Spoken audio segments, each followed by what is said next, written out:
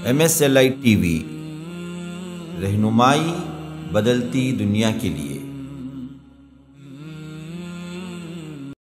السلام علیکم ورحمۃ اللہ وبرکاتہ۔ بسم اللہ الرحمن الرحیم، الحمد للہ رب العالمین، والصلاة والسلام علی سید المرسلین نبینا محمد وعلی آلہ وصحبہ اجمعین، وبعد۔ مشاہدین اکرام، مرکز السلام لنشر الاسلام کی جانب سے آپ کے سوالات اور ہمارے جوابات کا سلسلہ ماشاءاللہ پچھلی 20 نشستوں سے چل رہا ہے، اور آج 21ویں نشست ہے، جس میں اللہ کی توفیق سے ہم چند سوالات کے جوابات دیں گے۔ تو اس میں سوال نمبر 85 ہے، 85۔ اس میں سوال کیا گیا ہے کہ کیا، یہ کسی خاتون کا سوال ہے کہ کیا حیض کے ایام میں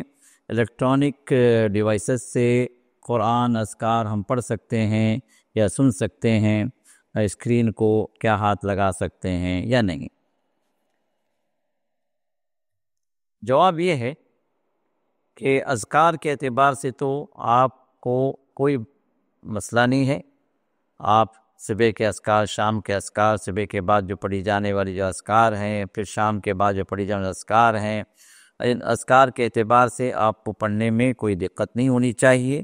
اس میں کسی کا اختلاف نہیں ہے۔ آپ جو ہے ان اذکار کی پابندی ہمیشہ کریں، جیسے 100 مرتبہ صبح شام کے اذکار میں 100 مرتبہ لا الہ الا اللہ وحدہ لا شریک لہ لہ الملک و لہ الحمد وہو علی کل شیء قدیر 100 مرتبہ رسول اللہ صلی اللہ علیہ وسلم پڑھتے تھے، اور جو صحابہ کو آپ نے پڑھنے کا حکم دیا صبح شام کے اذکار میں، اس کو آپ نے شامل کیا ہے۔ تو اب اس طرح کے اذکار اس کے پڑھنے میں کوئی حرج کی بات نہیں۔ اسی طرح وہ صورتیں جو صبح شام کے اذکار میں شامل ہیں، جیسے قل اعوذ بالفلق، قل اعوذ برب الناس، قل اللہ احد، 3 مرتبہ جو پڑھنا ہے صبح شام کے اذکار میں، اس کو بھی بحیثیت ذکر آپ پڑھ سکتے ہیں، اس میں کوئی حرج کی بات نہیں ہے۔ یہ تو اذکار کے اعتبار سے بات ہوگی۔ اب دوسری بات ہے کہ قرآن کے اعتبار سے تو کیا قرآن پڑھا جا سکتا ہے ایام حیض میں، یعنی عورت کے پیریڈ کے جو دن ہیں، کیا ان ایام کے اندر جو ہے کیا قرآن کی تلاوت ہو سکتی ہے یا نہیں؟ تو اب اس کے اعتبار سے پہلی بات تو یہ ہے کہ اگر کوئی خاتون مصحف کو ہاتھ لگائے بغیر وہ تلاوت کر سکتی ہے اپنے میموری سے، اپنے حافظے سے، تو اس میں کوئی حرج کی بات نہیں ہے، وہ پڑھ سکتی ہے، کوئی منع نہیں کیا گیا اس میں۔ ہاں، دوسری بات یہ ہے کہ قرآن کو اٹھا کر کوئی خاتون پڑھنا چاہتی ہے، کیونکہ ایام لمبے ہیں، 6 دن، 7 دن، 8 دن، 10 دن، اب یہ پورا وقفہ جو ہے بغیر قرآن کی تلاوت کے لیے کافی جو ہے اس خاتون کے لیے سمجھیے کہ جو ہے ایک محرومی ہے کہ ان ایام کے اندر جو ہے بغیر قرآن کے وہ رہے، خاص طور پر قرآن پڑھنے والیاں، پڑھانے والیاں، طالبہ ہیں، استانیہ ہیں۔ تو اب ان کے لیے کیا کیا جائے؟ تو اس میں اگر آپ مصحف اٹھا کر پڑھنا یا پڑھوانا چاہتی ہیں تو پھر یہاں پر جو ہے علماء نے شرط لگائی کہ جو ہے آپ اپنے ہاتھوں میں گلوز کا استعمال کر لیں، یا کسی کپڑے سے یا حائل سے جو قرآن شریف کو آپ اٹھائیں، اور جو ہے اس کو جو ہے کھول کر آپ بیئر ہینڈ سے نہیں، مطلب ننگی انگلیوں سے نہیں، بلکہ کسی گلوز وغیرہ کے اعتبار سے آپ اس کا استعمال کر سکتی ہیں، قرآن پڑھ سکتی ہیں۔ یہ مصحف اٹھا کر پڑھنے کے سلسلے میں یہ حکم جو علماء نے بیان کیا۔ البتہ تیسری صورت یہ ہے کہ آج کے دور کے اندر جو الیکٹرانک ڈیوائسز آ گئے، جیسے جو ہے کمپیوٹر سے، لیپ ٹاپ سے، ٹیب سے، موبائل سے، تو اس طرح کے اب اس کے اندر قرآن موجود ہے، تو کیا ان کو جو ہے آپ دیکھ کر پڑھ سکتی ہیں، ہاتھ لگا کر پڑھ سکتی ہیں؟ تو اس میں بھی کسی کا اختلاف نہیں ہے کہ آپ الیکٹرانک ڈیوائسز کے ذریعے سے ان ڈیوائسز کو ہاتھ لگا کر، جیسے جو آپ پڑھ رہے ہیں اسکرین پر جو پہلا صفحہ آیا ہے، اب اس صفحے کو اب ہٹانا ہے، تو آپ جو انگلی سے جو اس کو ٹچ کر کے اس صفحے کو آپ ہٹا دیتی ہیں، تو یہ کوئی حرج کی بات نہیں، ہٹا سکتے ہیں، کیونکہ ان الیکٹرانک ڈیوائسز کا حکم جو ہے مصحف کا نہیں ہے، مصحف کا حکم الگ ہے۔ قرآن شریف کا جو مصحف کا مطلب قرآن شریف جو بائنڈڈ جو ہوتا ہے، جو قرآن شریف کے اوراق، اس کا حکم الگ، اس کو مصحف کہا جاتا ہے. تو مصحف کا حکم الگ ہے اور الیکٹرانک ڈیوائسز کا حکم الگ ہے. تو الیکٹرانک ڈیوائسز جو مصحف کا حکم نہیں لیتے، کیونکہ الیکٹرانک ڈیوائسز کے اندر جیسے مصحف ہی نہیں ہوتا، صرف قرآن ہی نہیں ہوتا، اس کے اندر اور بھی بہت ساری چیزیں ہوتی ہیں. اس میں کسی کے فوٹوز ہو سکتے ہیں، کوئی نیوز ہو سکتی ہے، کوئی اور آپ کیا اور کوئی کئی ساری فائلز اس کے اندر ہو سکتی ہیں. تو لہٰذا مصحف کا حکم الگ ہے، الیکٹرانک ڈیوائسز کا حکم الگ ہے. تو الیکٹرانک ڈیوائسز کے اعتبار سے آپ اس کو اٹھا کر کبھی بھی پڑھ سکتے ہیں، کسی بھی حالت میں پڑھ سکتے ہیں. اور جو ہے وہاں پر آپ جو ہے اگر اوراق وغیرہ کو جو اس کے اندر جو ہے الٹ پلٹ کرنا ہے، کچھ دیکھنا ہے یا پڑھنا ہے، ضرور اس میں گنجائش ہے، آپ کر سکتے ہیں انشاءاللہ. مسئلہ صرف جو ہے مصحف کو اٹھا کر ہاتھوں میں رکھ کر پڑھنا یا اس کو ہاتھ لگا کر پڑھنے کے سلسلے میں علماء نے یہ جو ہے کہا ہے کہ آپ وہاں پر کوئی حائل استعمال کریں، یعنی کوئی جو ہے ایسی چیز جو ڈائریکٹ جو ہے آپ کی انگلیاں جو قرآن کو نہ لگیں. اس میں انہوں نے یہ صورت ذکر کی ہے کہ آپ گلوز استعمال کر لیں یا کوئی باریک کپڑا استعمال کر لیں جس کے ذریعے سے آپ قرآن کو اٹھائیں اور پڑھیں اور اس کو چھوئیں. تو اس صورت میں یہ کام کیا جا سکتا ہے. یہ تو بعض علماء کے، اس میں بعض علماء ایسے بھی ہیں جیسے شیخ علامہ البانی وغیرہ رحمہ اللہ جو ہیں، ان کا کہنا یہ ہے کہ محمد رسول اللہ صلی اللہ علیہ وسلم کی صحیح احادیث سے جو باتیں ایک حائضہ عورت یا جو عورت جس کے پیریڈز چل رہے ہوں وہ جو کام نہیں کر سکتی، وہ پہلا کام تو یہ ہے کہ وہ نماز نہیں پڑھ سکتی، کیونکہ نماز اس کے لیے اللہ نے معاف کر دی. اسی طرح اس حالت میں روزہ نہیں رکھ سکتی اور روزہ وہ بعد میں قضا کرے. اور تیسری چیز یہ ہے کہ طواف نہیں کر سکتی، وہ طواف نہیں کر سکتی. یہ تین چیزیں. باقی ایک چیز ہے جس کے بارے میں حدیث کے اعتبار سے صحت اور ضعف کا مسئلہ ہے کہ عورت آ کر مسجد میں بیٹھ سکتی ہے نہیں بیٹھ سکتی ہے. ایسی حالت میں اس پر جو ہے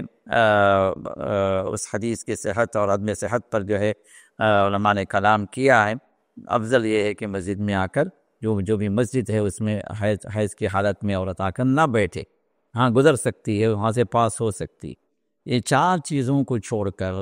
باقی محمد رسول اللہ صلی اللہ علیہ وسلم نے کسی اور چیز سے منع نہیں کیا. جبکہ ہزاروں صحابیات تھیں اور آپ کے پاس آیا کرتی تھیں، آپ کے مسجد میں نمازوں کے لیے حاضر ہوتی تھیں. اور ہر صحابی کی جو ہے تقریباً ان کی بیوی تھی، یا کسی کی بہن ہے، کسی کی بیٹی ہے اور کسی کی ماں ہے، خواتین ہر صحابی کی موجود تھی. تو رسول اللہ صلی اللہ علیہ وسلم نے کسی بھی وقت میں آپ نے اعلان کروایا ہو کہ کوئی عورت حیض کی حالت میں قرآن کی تلاوت نہ کرے یا قرآن کے اوراق کو نہ اٹھائے، یہ لکھا ہوا قرآن کو ہاتھ نہ لگائے. رسول اللہ صلی اللہ علیہ وسلم نے کہ ایسا کوئی نہ اعلان کیا، نہ ایسی کی تعلیم دی. اور آپ کی جو تعلیمات خواتین کے لیے بھی ہوا کرتی تھیں، آپ کے جو ہے مسئلے مسائل کے اعتبار سے خواتین بھی آ کر پوچھتی تھیں. لیکن کسی بھی صحیح حدیث سے ہمیں یہ وضاحت نہیں ملتی کہ محمد رسول اللہ صلی اللہ علیہ وسلم نے کسی عورت کو ان کی مخصوص ایام کے اندر تلاوت قرآن پاک سے منع کیا ہو. ایسی کوئی دلیل نہیں ہے. یا کسی عورت کو آپ نے مصحف کے اوراق کو نہ اٹھائیں، ایسی کوئی دلیل نہیں ہے. کسی خاتون کو آپ نے یہ کہا ہو کہ لکھی ہوئی کسی آیت کو انگلی نہ لگائیں ان حالات میں، ایسی کوئی دلیل نہیں ہے. اسی وجہ سے علامہ البانی فرماتے ہیں کہ یہ جو شرط لگائی جا رہی ہے کہ مصحف کو جو ایک خاتون نہ اٹھائے اپنے ایام کے اندر، اس شرط کے لیے ہمارے پاس کوئی دلیل نہیں ہے. لیکن پھر بھی ہم یہی کہیں گے افضل یہ ہے کہ ایسے حالت میں اگر آپ اٹھانا چاہتی ہیں تو علماء کے اختلاف سے بچنے کے لیے آپ جو ہے اس معاملے پر اس طرح عمل کر لیں کہ اٹھانے کی ضرورت پڑے تو آپ گلوز کے ساتھ اٹھا لیں یا کسی پاک کپڑے کے ساتھ آپ اس کو اٹھا لیں. اور بیٹھنا بھی ہے مصحف کے ساتھ تو آپ بیٹھیں. ہاں البتہ جو الیکٹرانک ڈیوائسز کا مسئلہ ہے وہ واضح کر دیا گیا. آپ جب چاہیں جس حیثیت سے بھی ہو، جس حالت میں بھی ہو، اگر آپ اپنے موبائل سے یا ٹیب وغیرہ سے آپ قرآن کو پڑھنا چاہتی ہیں، تلاوت کرنا چاہتی ہیں تو انشاءاللہ اس میں کوئی حرج کی بات نہیں ہے. واللہ اعلم. سوال نمبر 86 86 اس میں سوال یہ کیا گیا ہے کیا ہیپی برتھ ڈے وش کرنا غلط ہے؟ ہیپی برتھ ڈے ہو یا ہیپی اینیورسری ہو یا اس طرح کی کوئی بھی چیز ہے، پہلی بات تو ہم یہ دیکھیں گے کہ کیا یہ بات عبادات سے ہے یا معاملات سے ہے، کیونکہ دونوں کے اندر فرق یہ ہے کہ عبادت کی جو بھی قسم ہے، جو بھی کام ہے، ہم کو کرنے کے لیے دلیل چاہیے۔ رسول اللہ صلی اللہ علیہ وسلم نے کیا ہو، صحابہ نے عمل کیا ہو، یا قرآن میں یا حدیث میں اس کے دلیل موجود ہو تو ہم کریں گے۔ جو بھی عبادات میں ہماری اپنی مرضی نہیں چلے گی، اس میں اللہ، اس کے رسول ہی کا حکم اور رسول کا ہی طریقہ چلے گا۔ لیکن بات جہاں معاملات کی آ جاتی ہے تو وہاں پر معاملات کے اعتبار سے عبادات سے ہٹ کر جتنی بھی باتیں آتی ہیں وہ معاملات کے اندر آ جاتی ہیں۔ یہ دوسرا جو سیکشن ہے، تو ہمارے روز مرہ کی زندگی کے اندر جو کچھ ہم کرتے ہیں، کھاتے ہیں، پیتے ہیں، اٹھتے ہیں، سوتے ہیں، جاگتے ہیں، بچوں کے ساتھ کے معاملات، بیوی کے ساتھ کے معاملات، لوگوں کے ساتھ کے معاملات، جاب کا مسئلہ، دوستوں کے ساتھ کے معاملات، جو بھی جو چیزیں جو ہو رہی ہیں، تجارت ہے، خرید و فروخت ہے، جو بھی مسائل ہیں، عبادات کو چھوڑ کر یہ سب معاملات کے اندر داخل ہیں، جن کے اندر ہمیں یہ دیکھنا ہے کہ کیا ان کے اندر کوئی حرام کا حکم بتایا گیا، کسی چیز کو حرام بتلایا گیا، منع ہے یا نہیں۔ اگر منع ہے تو ہمیں رکنا ہے، منع نہیں ہے تو پھر اصلاً وہ چیز اپنی جگہ حلال ہے، جب تک کہ منع ہونے کی یا اس کو روکنے کی کوئی دلیل ہمیں نہ ملے۔ کسی چیز کو حرام کہنے کے لیے معاملات کے اندر ہمیں دلیل چاہیے، اگر دلیل نہیں ہے تو اصلاً وہ چیز جو ہے جائز ہے۔ مثال طور کھانے پینے کا مسئلہ ہے، اب کھانا پینا جو ہے اصل کے اعتبار سے جائز ہے، لیکن اب اس کو حرام ہونے کے لیے کوئی دلیل ملتی ہے کسی خاص کھانے پینے کے مسئلے کو، تو ہم کہیں گے کہ یہ حرام ہے۔ اب جیسے بریانی کا مسئلہ ہے، اب ہر ایک بریانی کھاتا ہے، تو بریانی کھانے کے لیے حلال ہونے کی کوئی دلیل نہیں ہے، اس لیے کہ اسے روکا نہیں گیا۔ اب چکن بریانی ہے، مٹن بریانی ہے، بیف بریانی ہے، آپ کھائیے، کیونکہ حرام ہونے کی کوئی دلیل نہیں ہے۔ ہاں اگر کوئی جو ہے بریانی بنا رہا لیکن پورک بریانی بنا رہا، سور کے گوشت کی بریانی بنا رہا، بریانی ہے لیکن وہ حلال ہوگی، بے شک ہم کہیں گے کہ نہیں بھائی حرام ہے، کیوں؟ اس لیے کہ اس میں سور کا گوشت، خنزیر کا گوشت استعمال کیا گیا ہے، اور خنزیر کا گوشت اللہ نے حرام ٹھہرا دیا، ولحم الخنزیر قرآن میں 4 جگہوں پر اللہ نے حرام ٹھہرا دیا۔ تو بات یہ ہوئی کہ بات یہ واضح ہوئی کہ معاملات کے اندر اصلاً ہر چیز حلال ہے جب تک کہ حرمت کا یا حرام ہونے کا کوئی وہاں پر ہمیں کوئی جو ہے دلیل نہ، کوئی آیت نہ مل جائے، کوئی دلیل نہ مل جائے، کوئی حکم جو حرام ہونے کا نہ مل جائے، جب تک وہ چیز حلال ہے۔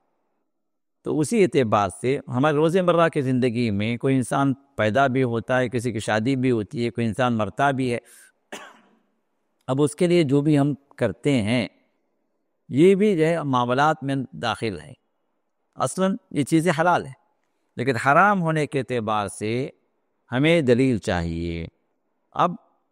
اصل کے اعتبار سے اگر کوئی بچہ جو پیدا ہوا ہے 2 سال کا ہو گیا تو ہم کہتے ہیں بھائی مبارک ہو بھائی، بچہ 2 سال کا ہو گیا ماشاءاللہ۔ کسی کی شادی ہوئی، سال ہو گیا، بھائی مبارک ہو، آپ کا 1 سال ہو گیا، اللہ تعالیٰ آپ کو خوش و خرم رکھے، آپ دعائیں دے دیں، کوئی حرج کی بات نہیں ہے اس کے اندر، کیونکہ اس کے اندر کوئی ایسی چیز نہیں ہے جو ہمیں منع کی گئی ہے، معاملات کا تعلق۔ ہاں اگر کوئی آدمی جو ہے اپنی اینیورسری جو ہے کرسچین لوگوں کی طرح منا رہا، یا اپنا برتھ ڈے یا اپنے بچے کا برتھ ڈے جو کرسچین لوگ جو ہے جنہوں نے شروع کیا یہ اس طرح کے جو ہے برتھ ڈے سیریمنیز جو انہوں نے شروع کی ہیں،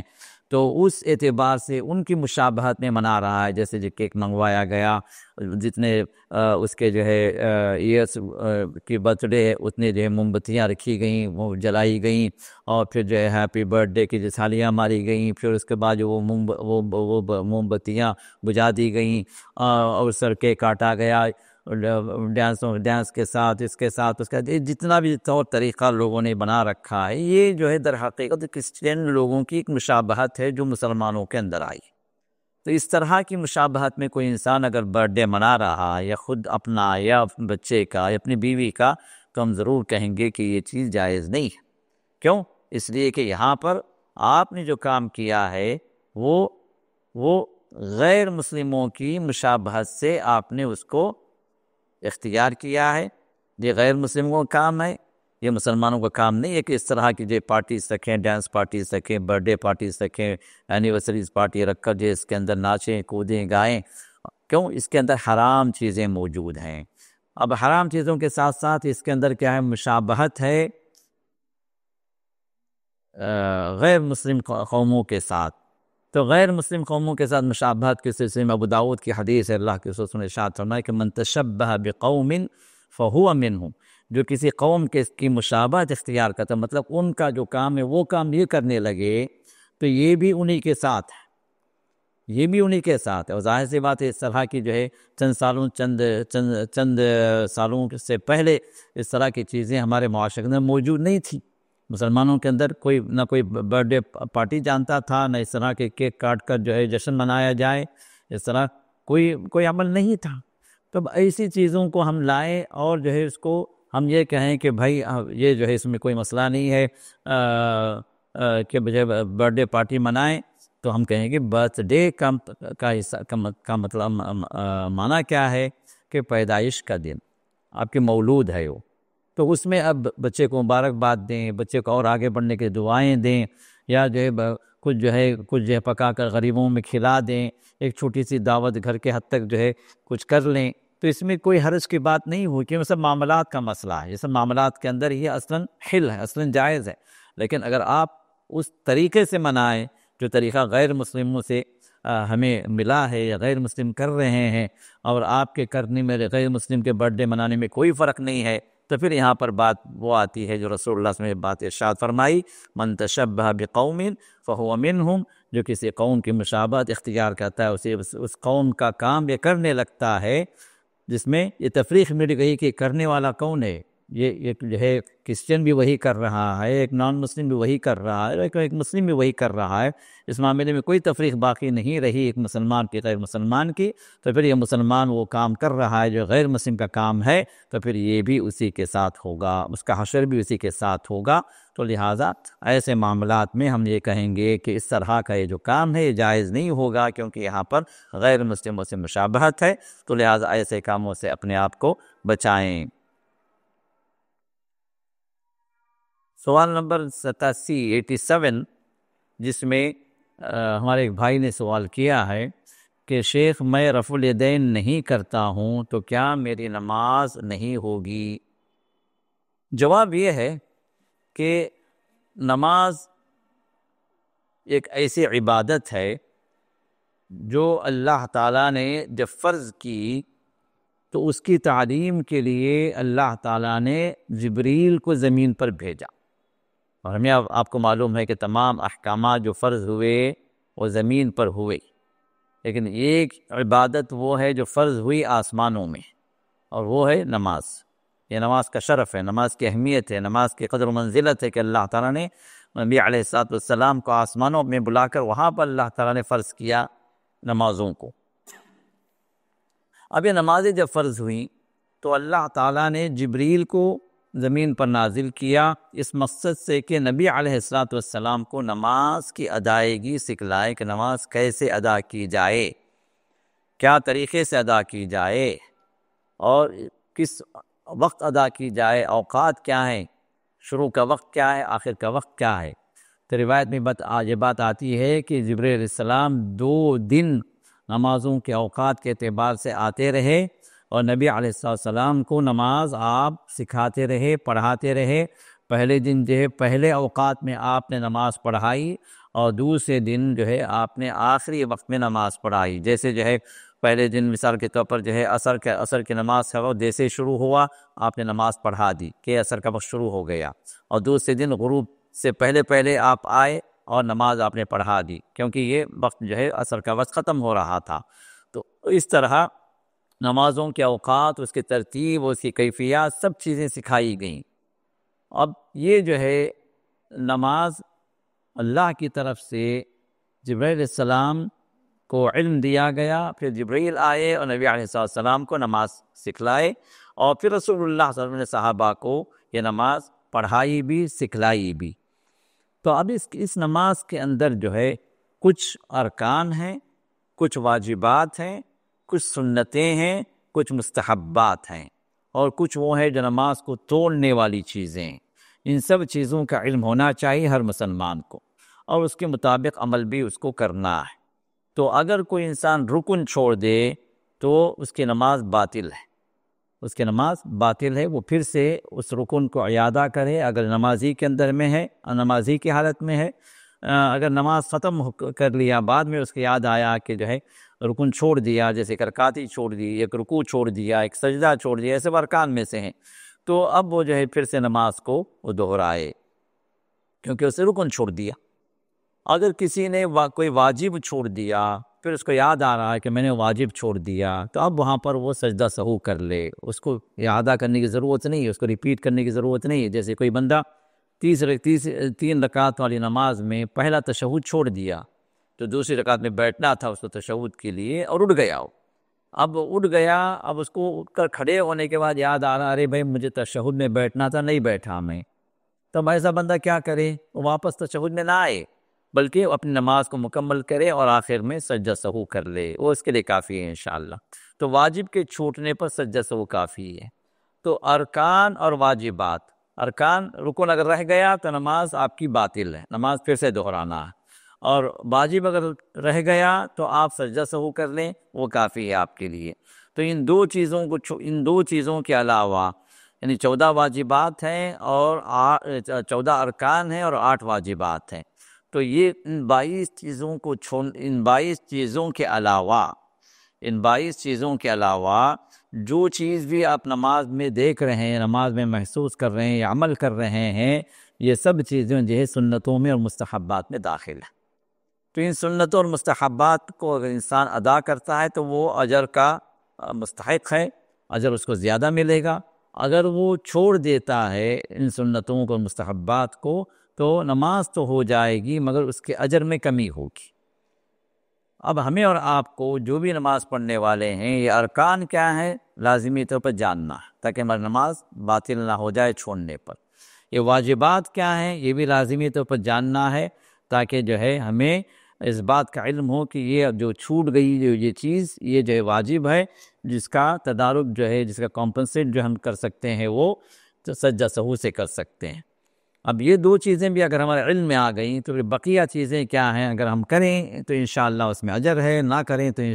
کریں تو اس میں نماز میں کوئی خلل نہیں ہے، اجر سے محرومی ہے۔ اب اس تمہید کے بعد، اس مختصر سی تعلیم کے بعد ان معاملات کی نماز کے سلسلے میں میں آتا ہوں سوال کی طرف۔ وہ سوال کیا ہے کہ رفع دین میں نہیں کرتا ہوں تو کیا میری نماز نہیں ہوگی؟ تو یہ سوال کا جواب یہ ہے کہ رفع دین کرنا سنت ہے، یہ نہ جو ہے واجب ہے، نہ جو ہے یہ رکن میں داخل ہے۔ نبی علیہ السلام نے رفع دین کیا، اور تکبیر تحریمہ کے وقت میں رفع دین کرنا، یہ تمام محدثین، تمام فقہاء اس پر جو متفق ہیں کہ جب آپ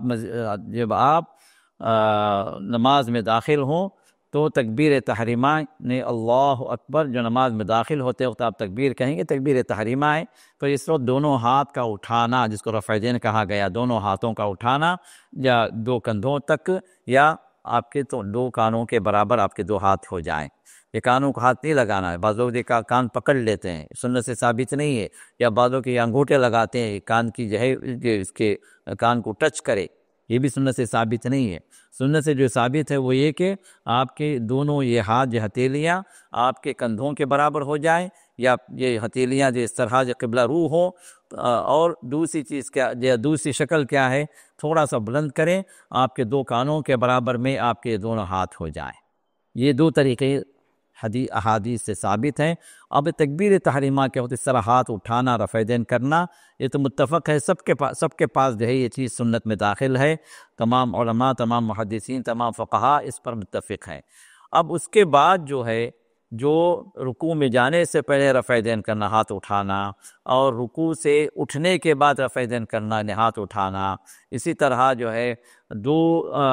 دوسری رکعت میں تشہد پڑھنے کے بعد جب آپ تیسری رکعت کے لیے اٹھتے ہیں تو اب تشہد کے بعد جو قیام ہے اس میں ہاتھ اٹھانا. یہ 3 موقعوں پر ہاتھ اٹھانا. بعض علماء نے اس میں اختلاف کیا ہے اور اس کو سنت نہیں سمجھا ہے، لیکن اکثریت علماء کی اور خاص طور پر محدثین تمام کے تمام اس بات پر متفق ہیں، اور ہر حدیث کی کتاب کے اندر اس بات کا ذکر آیا ہے، اور 50 صحابہ سے زیادہ یہ روایت موجود ہے. اور بخاری کے اندر بھی عبداللہ بن عمر کی روایت موجود ہے رضی اللہ تعالی عنہ کہ محمد رسول اللہ صلی اللہ علیہ وسلم رکوع میں جانے سے پہلے رفع دین کرتے تھے، پھر رکوع سے اٹھنے کے بعد آپ رفع دین کرتے تھے، اور اسی طرح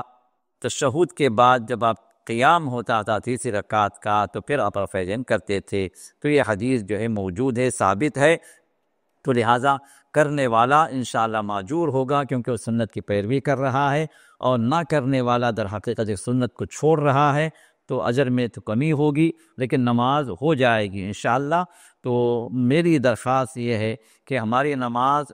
نبوی ہو. اللہ کے رسول نے جس طرح نماز پڑھی، جبرائیل نے جس طرح نماز پڑھائی، اور اللہ کے رسول نے جس طرح نماز سیکھی، اپنے صحابہ کو سکھلایا، تو اس کے اندر یہ تکبیر تحریمہ کے علاوہ یہ 3 مقامات پر جو رفع دین آپ نے کیا ہے، صحابہ کو تعلیم دی ہے، اور جو ہے یہ سلسلہ چلا ہے، اور احادیث وافر مقدار میں موجود ہیں. جیسے میں نے بتایا کہ 50 سے زائد صحابہ نے رفع دین کی روایتوں کو انہوں نے بیان کیا ہے. تو لہٰذا افضلیت اسی میں ہے کہ آپ رفع دین کریں تاکہ سنت کے مطابق آپ کی نماز ہو جائے، اور اللہ تعالیٰ قبول فرمانے والے ہیں. تو لہٰذا جہاں تک ہو سکے سنتوں کی پابندی کریں، سنتوں پر عمل کریں، اور اللہ تعالیٰ انشاءاللہ ضرور شرف قبولیت سے نوازے گا، اور اللہ تعالیٰ ہمارے اعمال کو، ہمارے عبادتوں کو اللہ تعالیٰ قبول فرمائے. ہر معاملے کے اندر اللہ تعالیٰ ہمیں نبی کے طریقے کی پیروی کرنے والا بنا دے. ہمارے نمازوں کو بھی اللہ قبول فرمائے، اور ہمارے جو ہے اقوال اور ہمارے جو بھی اعمال اور ہمارے جو بھی نیتیں ہیں اللہ ان سب کو قبول فرمائے، اور نبی علیہ السلام کی محبت ہمارے دلوں کے اندر ڈال دے، اور ہم سبوں کو اللہ تعالیٰ اپنے نبی علیہ السلام کے ساتھ جنت الفردوس میں جمع فرمائے. آمین یا رب العالمین. بارک اللہ فیکم. سبحانک اللہم بحمدک، نشہد ان لا الہ الا انت، نستغفرک ونتوب الیک.